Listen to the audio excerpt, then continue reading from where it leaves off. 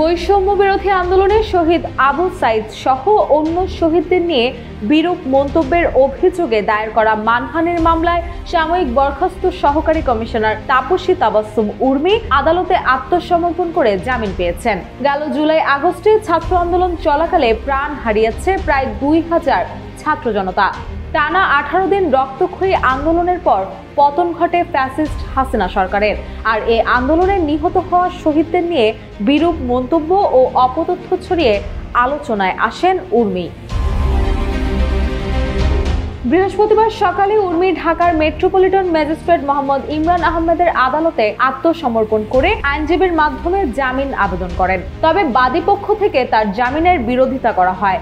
পরে শুনানি শেষে আদালত তার জামিন মঞ্জুর করেন।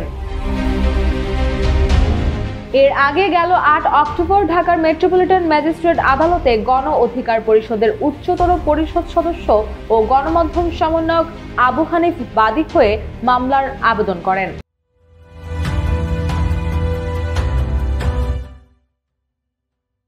ওই দিন বাদীর জবানবন্দি রেকর্ড শেষে আদালত আসামিকে 28 নভেম্বরের মধ্যে আদালতে হাজির হতে সমন জারি করেন।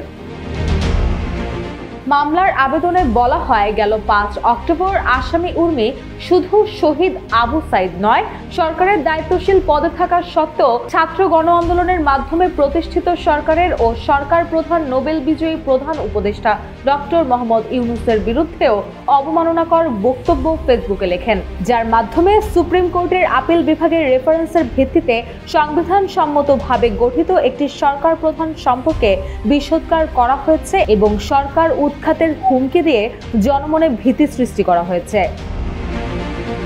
সরকারি চাকরি থেকে সাময়িক বরখাস্ত হওয়া লালমনিরহাট জেলা প্রশাসকের কার্যালয়ের সাবেক সহকারী কমিশনার তাপসী তাবাসসুমের দেশ ত্যাগেও ছিল নিষেধাজ্ঞা। জনপ্রশাসন মন্ত্রণালয়ের এক আদেশে তাপসী তাবাসসুমের দেশ ত্যাগের নিষেধাজ্ঞা দেওয়ার প্রয়োজনীয় ব্যবস্থা গ্রহণের জন্য স্বরাষ্ট্র মন্ত্রণালয়ের সুরক্ষা সেবা বিভাগের জ্যেষ্ঠ সচিবকে অনুরোধ করেছে।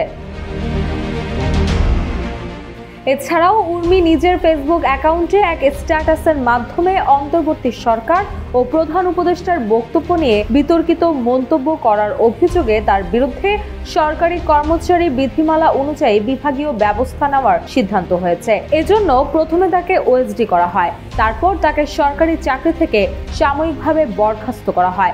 একই সঙ্গে তার বিরুদ্ধে বিভাগীয় ব্যবস্থাও নেওয়া হয়। রুশা সুর, জয় জয় দিন।